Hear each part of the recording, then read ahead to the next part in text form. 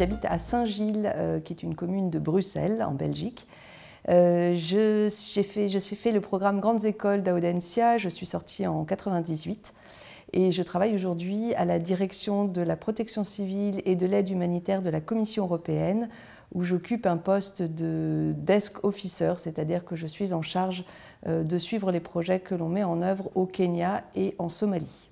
Après mon stage de fin d'études chez Médecins du Monde en 1998, la personne avec qui je travaillais m'a fortement incitée à aller travailler dans le privé en me disant « j'ai appris plein de choses dans l'humanitaire, mais professionnellement, c'est pas là que j'ai appris des techniques, donc va te former en technique et reviens nous voir avec ces techniques-là que tu pourras nous apporter ». C'est donc ce que j'ai fait et j'ai travaillé pendant 4 ans en audit et en contrôle de gestion. Et puis un jour, en 2002, je pense que sur un plan personnel aussi, j'avais mûri mon projet. Ça faisait très longtemps que je savais que je voulais faire de l'humanitaire et je suis finalement partie avec Action contre la faim en tant que responsable financière d'une mission au Libéria. Et puis j'ai enchaîné les missions avec eux et je suis finalement devenue ce qu'on appelle directrice pays au Soudan et toujours pour Action contre la faim. Mon travail en tant que directrice pays, qu'on pourrait comparer à une directrice de filiale, était un travail finalement d'un travail de généraliste. Donc ça va de la définition de la stratégie d'intervention, c'est-à-dire quel genre de programme on va mettre en œuvre. Et puis, donc une fois qu'on a défini la stratégie d'intervention, eh bien, il fallait trouver les financements pour le faire. Donc il s'agissait d'aller démarcher un certain nombre de bailleurs de fonds pour trouver cet argent. Il s'agissait aussi de définir les besoins en ressources humaines et de dialoguer avec le siège pour avoir le recrutement et l'envoi de personnes nécessaires à ça. Mais c'était aussi se coordonner avec les autres organisations humanitaires sur le terrain, parce qu'il ne s'agit pas de faire la même chose au même endroit et puis qu'un autre village ne soit pas servi. C'est aussi la coordination avec les autorités des pays dans lesquels on travaille, puisqu'on ne fait pas ça dans le dos des autorités, on le fait avec en tout cas leur autorisation. Et puis enfin, il y avait tout ce qui était la gestion de la sécurité de l'ensemble des équipes et des bénéficiaires des projets d'Action contre la faim quand j'étais sur le terrain ou de Solidarité internationale après. Et finalement, la dernière mission qu'on a faite, c'était en 2010 en Haïti, juste après le tremblement de terre. Et on coordonnait toute l'action d'Action contre la faim, toute la réponse d'Action contre la faim au tremblement de terre en Haïti.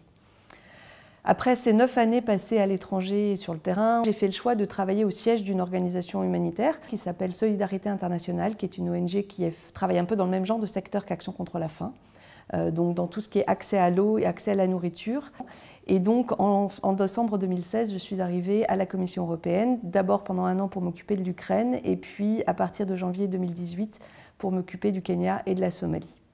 Mon travail aujourd'hui au quotidien, c'est de recevoir des projets, d'évaluer les propositions de projets qui nous sont soumises par un certain nombre d'organisations pour les pays, pour mettre en œuvre des projets humanitaires dans les pays dont je m'occupe, d'évaluer ces projets et puis de choisir ceux qu'on va financer et puis derrière de suivre leur mise en œuvre. Et moi je suis en appui à cette équipe-là, je suis du coup en lien avec les sièges des organisations également pour travailler autour de toute la mise en œuvre de ces projets. Ça veut dire aussi qu'en amont de tout ça, il y a eu une définition d'une stratégie, puisque la Commission européenne aura par elle-même défini quelles sont ses priorités humanitaires pour chaque pays. Donc je vais participer à ces définitions de priorités.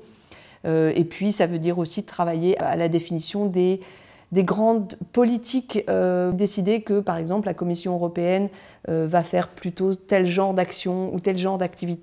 Beaucoup des populations les plus vulnérables sont des populations, et les plus vulnérables au changement climatique sont aussi des populations qui font face à des problématiques dites humanitaires, en tout cas qui ont du mal à subvenir à leurs besoins de base.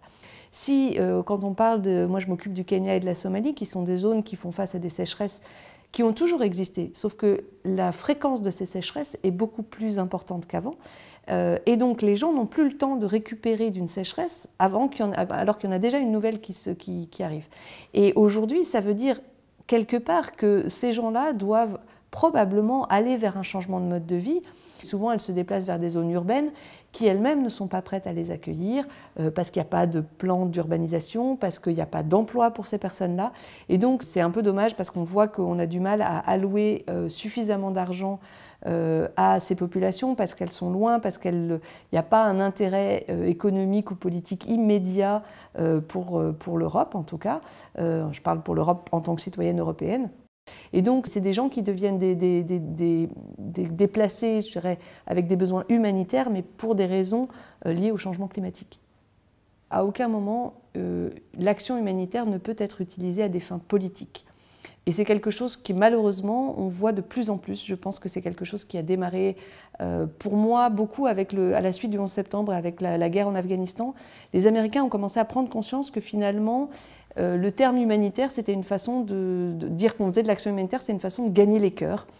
Et ça s'est développé de plus en plus, et aujourd'hui c'est aussi encore le cas en Europe, où de plus en plus on va choisir, en tout cas les crises, on va choisir d'allouer de l'argent plus à telle ou telle crise, sous prétexte d'un intérêt immédiat électoral, là où oser investir aussi bien dans l'environnement que dans l'humanitaire, sur des choses qui sont moins profitables à court terme mais qui le seront à long terme, c'est ce qui fera le plus de bien à l'humanité et aux générations futures.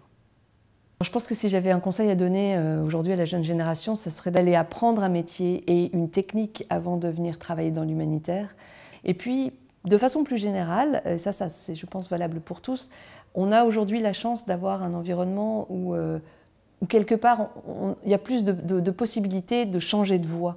C'est pas grave de se tromper, on aura toujours un moyen de rebondir à travers soit une nouvelle formation, soit simplement en prenant une passerelle à laquelle on n'avait pas pensé, mais qui finalement va nous permettre d'arriver bien là où on voulait.